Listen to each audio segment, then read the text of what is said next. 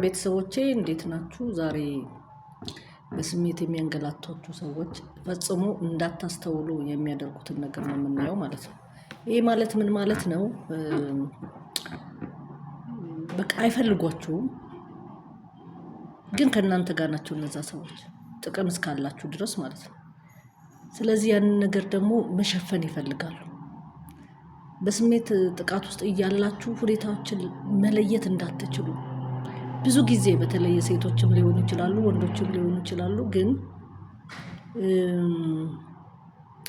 አብሯቸው ያለውን ሰው ይውደዳቸው አይውደዳቸው፣ አብሯቸው ሊቀጥል ይፈልግ አይፈልግ መለየት እስኪያቅተው ድረስ ይንገላታሉ ማለት ነው። ዛሬ የምንመለከተው እነዚህ ነው ማለት ነው። አጠገባችሁ እያሉ ሁልጊዜ ጨካኝ አይመስሏችሁ። አንዳንዴ ማራኪ፣ ቀልደኛ፣ ለጋስና እጅግ ተወዳጅ ሊሆኑ ይችላሉ፣ ግን አይደሉም። ሪል ባህሪያቸው አይደለም። ሁኔታው ግራ ያጋባል። ስለዚህ ጨካኝ እንዳይመስሉ ውስጣቸው ያለውን ማንነት ወይም ደግሞ ውስጣቸው ያለውን ዓላማ ደብቀው ነው እንደዛ የሚያደርጉት ማለት ነው።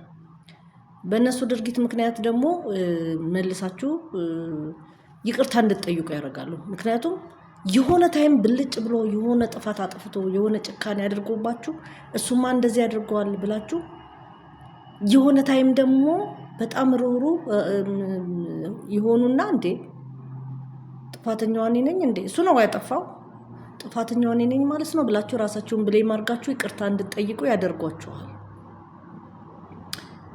ሌላው ድክመቶችና በራስ መተማመን የሚጎለን ነገሮች ላይ ደጋግመው እንድናስታውሰው ያደርጋል። አንቺማ እንዲያረክ አንተማ እንዲያረክ ብለው የሆነ ጥፋት እንኳን ብናጠፋ የሆነ ሁልጊዜ የበታችነት እንዲሰማን፣ ሁልጊዜ ትክክል እንዳልሆነ እንዲሰማን ያደርጉናል ማለት ነው። ሊቆጣጠሯችሁ ከፈለጉ ደግሞ መጮህ ያስፈልጋችሁ። ዘዴ ያላቸው ሁልጊዜ ማስፈራራት አይጮሁም። አንዳንድ ጊዜ ደግሞ ቅርን የተሰኙ ለማስመሰል ይሞክራሉ። ብቻ ኮንፊደንሳችሁን ሉዝ እንድታረጉት ያደርጋሉ። በነበራችሁ ትዝታ ደግሞ በምታውቁ አይምሯችሁ ውስጥ ባለ ሀሳብ ጥርጣሬ ውስጥ እንድትገቡ፣ ትዝታችሁ እንድትጠራጠሩት ያደርጋሉ። በጣም ካልኩሌትድ ናቸው። በነገራችን ላይ እንደዚህ አይነት ሰው እግዚአብሔር አይግጠማችሁ። መቼ እንደገና ጥሩ እንደሚሆኑ እነሱ ያውቃሉ፣ እናንተ ግን አታውቁ። አሁን ተጎዳ ብላችሁ ልታግዙ ስትነሱ ደና ሲሆን፣ ደና ነው ብላችሁ ደግሞ እኔ ብዙ ትዳሮች ይሄን ነገር አውቃለሁ። ማለት የባሏን ማንነት ማወቅ የተሳናት ሴት፣ ጥሩ ነው መጥፎ ነው ማለትም የማትችል ሴት፣ የማይችል ወንድ አውቃለሁ። ፍቅራችሁን ደግሞ ደጋግማችሁ እንድታረጋግጡላችሁ ይፈልጋሉ። በቃ መሐላ እኔ እኮ ካላንተ አልኖርም፣ እኔ እኮ ካላንቺ አልኖርም እያልክ እየደጋገምክ እንትን እንድትላቸው ይፈልጋሉ።